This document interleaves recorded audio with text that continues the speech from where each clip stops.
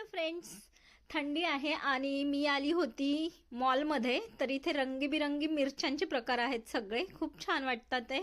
पुढे गेलं तर सगळे कॅक्टसचे मस्त प्लांट्स आहेत, खूप सुंदर वाटतात ते. आणि हे सगळे प्लांट्स इंडोर आहेत, तर थंडीमुळे आपण ते घरात यूज करू शकतो, त्याने घरात थोडंसं छान वाटतं.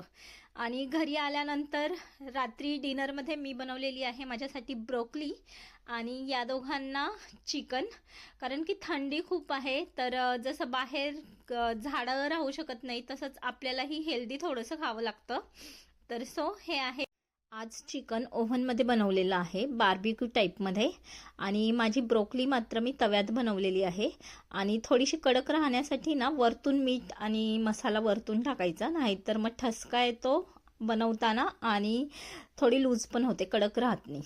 तर कोल्ड्रिंक इथे जास्त पिलं जातं, पण हे कोल्ड्रिंक म्हणजे उलब्रूस आहे आणि ते फक्त क्रिसमसमध्येच भेटतं. तर मी थोडं एक्स्ट्रा घेऊन ठेवलेलं आहे, तर कारण की आपल्या माझ्यासारखी त्याची टेस्ट असते. मग शनिवार रविवार थोडंसं प्यायला बरं वाटतं कधीतरी, कारण की बाकीचं काहीच मला जास्त आवडत नाही. तर ब्रोकली छान झालेली आहे. असेच नवनवीन व्हिडिओज पाहण्यासाठी आपल्या चॅनलला लाईक, शेअर, सबस्क्राईब